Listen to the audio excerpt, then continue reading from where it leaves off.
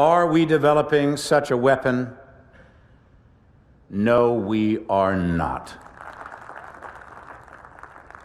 Because we've already developed it. Newcastle have sent a statement. After smashing 2 past Chelsea in what was a season-defining game, things are getting exciting at St James's Park. So from Eddie Howe's tactical masterclass, to Newcastle's midfield monsters, to a goalkeeping masterclass from Nick Pope, we'll also reveal the massive injury update on Sven Botman. As per, join us as we'll discuss the 5 things we learned from Newcastle United 2 Chelsea 0. Let's go! So the first thing we learned was the 2-men monster midfield. Sandro Tonali delivered yet another tireless and influential performance for Newcastle United, showcasing both grit and guile in a commanding display against Chelsea. The Italian midfielder set the tone early, scoring just 112 seconds into the game, the Magpies' fastest ever Premier League goal against Chelsea, capitalizing on his own high press before tapping in Jacob Murphy's low cross at the back post. What made the goal all the more remarkable was that, according to Eddie Howe, Tonali's advanced run into the box wasn't even rehearsed in training. With Sandro, we didn't really work on that, him following the ball into the box, Howe said. But he did, and it was a great piece of play from him because he's regained the ball high, and he's got his rewards with the goal. Tonali's influence extended well beyond his early strike. He recorded 2 key passes, completed 96% of his passes, 45 out of 47, and delivered 3 out of 3 accurate crosses, and 4 out of 4 accurate long balls. His 61 touches highlighted his constant involvement, while his 3 ground duels, 1 tackle, and overall spatial awareness helped disrupt Chelsea's midfield pairing of Enzo Fernandez and Moises Caicedo. Despite registering just 1 shot, Tonali made it count, illustrating his growing sense of attacking instinct and timing in the final third. Though he has often operated in a deeper role, Tonali's recent form suggests he is increasingly comfortable playing further up the pitch. He now has 6 league goals this season, 3 of which have come in his last 8 Premier League appearances, already doubling his total from his first 34. Interestingly, 4 of his 5 league goals at St James's Park have been opening goals, reinforcing his knack for striking early and decisively. With a massive 8.0 match rating, the heat map from the match paints a picture of a midfielder covering every blade of grass, contributing in both defensive and attacking phases. When comparing him to Moises Caicedo, Chelsea's £115 million signing, Tonali's value becomes even clearer. While Caicedo edges certain defensive metrics, Tonali's more balanced output in passing, positioning, and goal contributions makes him arguably more effective in the current Premier League landscape. Newcastle's £55 million investment is looking increasingly shrewd by comparison. Off the pitch, the camaraderie was evident. Tonali posted a celebratory message on Instagram after the match, captioning it simply with, "Run, fight, battle, take the win." Teammate Bruno Guimaraes replied, "What a player," while Jacob Murphy added fire emojis, reflecting the energy and cohesion within the Newcastle squad. As the Magpies push for a return to Champions League football, Tonali's intelligence, intensity, and ability to rise to the occasion could be the key difference maker. Then, also partnering Tonali, Bruno Guimaraes delivered yet another commanding performance, underscoring his reputation as one of the Premier League's most complete midfielders. Statistically, he leads all Premier League midfielders since his debut in an impressive array of categories: goals, assists, goal participations, successful dribbles, duels won, and fouls suffered. He's also second in balls recovered and third in successful long passes, a testament to his balanced contribution in both attack and defense. These numbers are a clear indicator of his all-action style and versatility. In this most recent match, Guimaraes earned a solid 7.7 rating and capped off the performance with a stunning right-footed goal from long range in the 90th minute.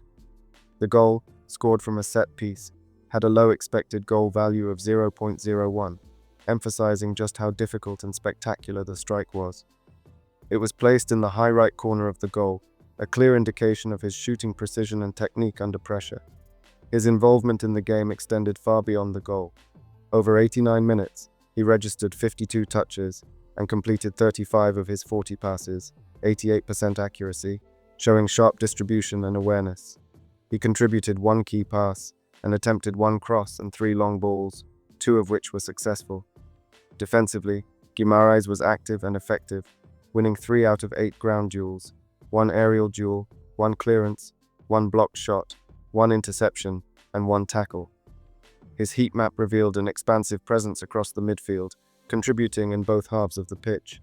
His movement and positioning allowed him to influence the game in multiple phases. Once again, Guimaraes proved to be a pivotal figure for Newcastle United. His statistical dominance across various metrics isn't just a reflection of consistency, but a demonstration of his elite-level football intelligence and physical resilience. Whether creating chances, recovering possession, or scoring decisive goals, Bruno continues to make his case as one of the Premier League's premier midfielders. His agent, Alexis Malavolta, took to X after the Carabao Cup final and said it loud and clear: Bruno deserves a statue outside St. James's Park. And you know what? It might sound bold, but it's not far-fetched. Guimaraes became the first Newcastle captain in 56 years to lift a trophy when we beat Liverpool 2-1 at Wembley. Let that sink in. 56 years. That moment alone was historic. But it's not just about lifting silverware. It's what Bruno means to the team, to the fans, and to the identity of this new era at Newcastle. His passion, his quality on the ball, his ability to dictate the tempo and rise in big moments, that's the stuff legends are made of. And after scoring against Chelsea, his agent doubled down, posting that iconic photo of Bruno lifting the corner flag, saying that should be the official pose for his future statue. Honestly, I can see it. Bruno himself posted after the match, calling it a special day and thanking God for everything in his life. And he said it. 1 very important step, 2 more in pursuit of our dreams. That's the mindset. That's the mentality of a player who isn't satisfied with just 1 cup. He wants more. And Newcastle, with players like him at the heart of it, are no longer dreaming small. Then moving on to All Action Murphy. After winning the PFA's Premier League Fans Player of the Month award for April, Jacob Murphy headed into this game with more goals and assists this season than Jack Grealish has had in the last 3 seasons, one costing £100 million and the other being written off for his entire career. However, Murphy then went on to prove his doubters wrong even further by delivering another masterclass, notching his customary assist to extend his Premier League lead on Newcastle's all-time single-season assists chart. Deployed as a wing-back and even shuffling inside to right-back early in the second half, Murphy's influence never waned. His heat map shows how he oscillated between providing width on the right flank and drifting inside to overload the half space. Although this positional tweak slightly constrained his natural instincts, he still managed to create the most chances of any player on the pitch and registered the highest expected threat, 0.64, from open play as a passer. Murphy completed 34 passes, contributing significantly to Newcastle's ball progression with 6.72 fields gained via passing, by far the most in the match, and added another 1.56 via his carries. These figures highlight his dual role as both creator and ball carrier. With a 7.6 match rating, despite a 77% overall pass accuracy, his 3 key passes and 1 big chance created reveal his willingness to attempt higher risk, higher reward deliveries. His 3 attempted crosses, 1 accurate, and 6 long balls, 3 accurate, further demonstrate his capacity to stretch play and pick out teammates in dangerous areas, while also having 2 out of 3 successful dribbles and 5 duels won. Beyond this single match, Murphy's 12 assists, the most for Newcastle since they were promoted in 2017, actually place him among Newcastle greats. Only Norberto Solano in the 1999-2000 season with 15, and Andrew Cole in the 1993-94 season with 13, have ever recorded more in one Premier League campaign for the club. In fact, only Mohamed Salah, 18, has more assists than Murphy across the entire league this season. Strikingly, Murphy's 12 assists this term exceed his combined output over the previous 3 seasons, 11, underlining a clear step forward in his end product and consistency. That's now 8 goals and 12 assists, meaning Jacob Murphy now has 20 Premier League goal involvements this season. As Newcastle gear up for a congested run involving European fixtures, Murphy's creativity and adaptability down the right channel will surely be pivotal to maintaining their attacking momentum. Then, despite being underrated, this game was a showcase of tactical discipline, defensive solidity, and clinical execution, masterminded by Eddie Howe. The game began with an unexpected yet effective shift in formation, as Howe, facing injury setbacks to Kieran Trippier and Joe Willock, opted for a 5-at-the-back system, a shape last utilised against Arsenal in the Carabao Cup. This decision proved crucial, enabling Newcastle to stifle Chelsea's attacking threats early. The defensive trio, supported by disciplined wingbacks, minimised spaces and closed down central channels. leaving Chelsea's attackers, particularly Nicholas Jackson and Cole Palmer, isolated and ineffective. Jackson registered only 8 touches and no meaningful contribution, not even a shot, before his red card in the 36th minute, while Palmer was rendered almost invisible in the first half. Despite Chelsea controlling 55% of possession and boasting superior passing accuracy, 87% to Newcastle's 84%, they struggled to break through Newcastle's compact shape. Field tilt was in Chelsea's favour at 54.8%, but Newcastle's press and counter-pressing neutralised this advantage. Their defensive line operated at a lower average height, 40.93 metres versus Chelsea's 49.9 metres, allowing them to absorb pressure and strike decisively in transition. This was reflected in the expected threat XT momentum chart, where Newcastle amassed a significantly higher 2.18 XT compared to Chelsea's 0.71, underlining their more dangerous play despite less possession.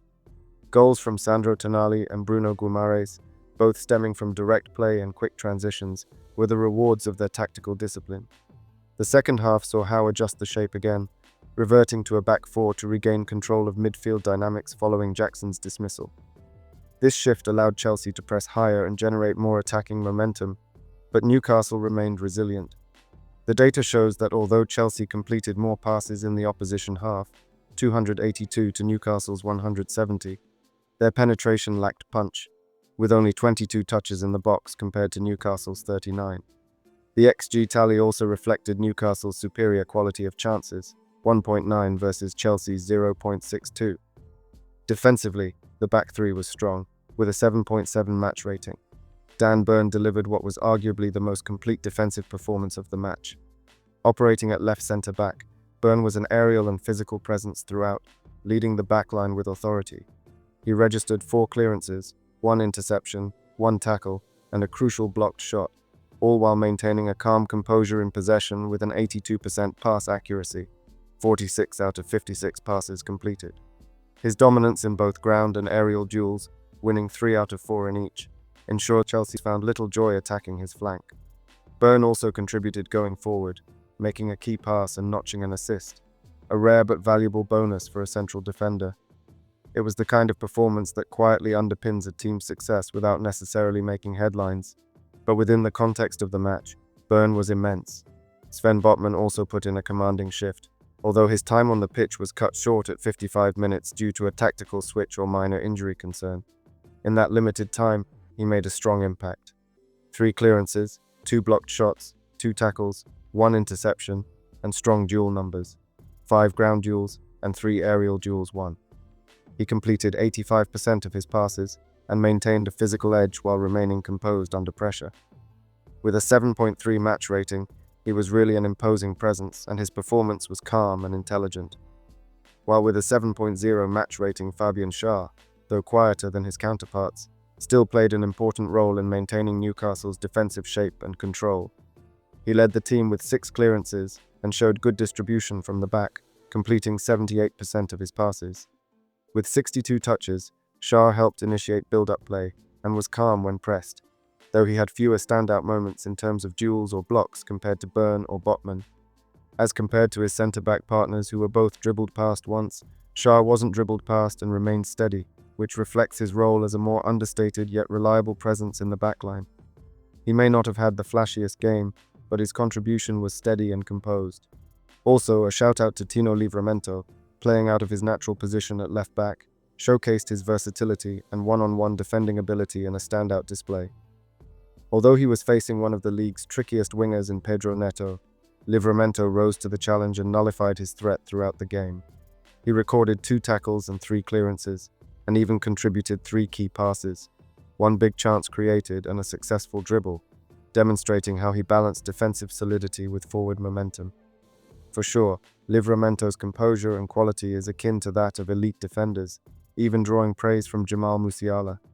His awareness, calmness in transitions, and positional intelligence stood out in a high-pressure game, and while he didn't register an assist or goal, his overall influence in keeping Chelsea quiet and progressing play was undeniable. However, for me it was Nick Pope with a 7.5 match rating who saved the game, being a towering figure.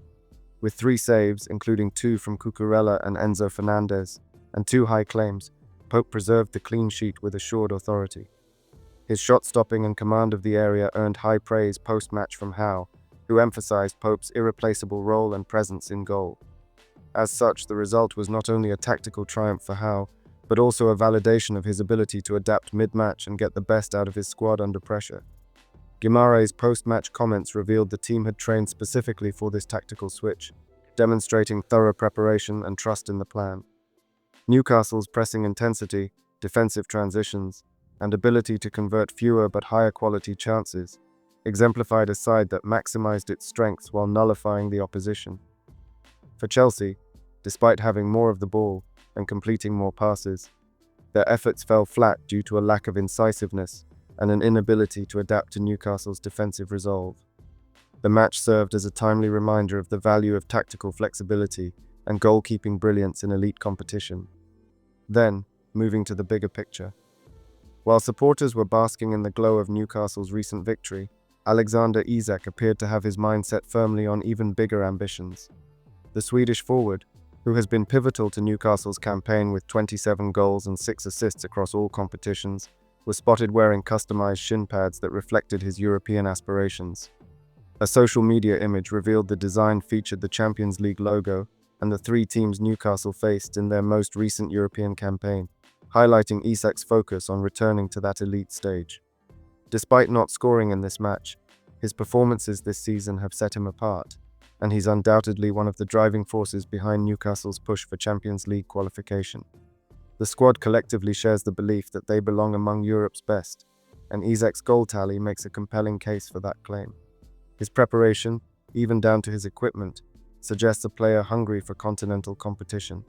With the latest round of Premier League fixtures now complete, Newcastle find themselves in a highly favourable position. The results have played into their hands, as only they and Aston Villa secured victories among the top 7. Meanwhile, rivals such as Chelsea suffered defeat, and the likes of Liverpool, Arsenal, Manchester City, and Nottingham Forest could only manage draws. These outcomes could prove crucial, especially with just 2 weeks left in the season. Newcastle are now a mere 3 points away from mathematically sealing their Champions League return. Thanks to a significantly better goal difference than Aston Villa, reaching 69 points would effectively confirm their qualification. Additionally, Chelsea and Forest, who face each other on the final day, are no longer able to reach that target, strengthening Newcastle's position.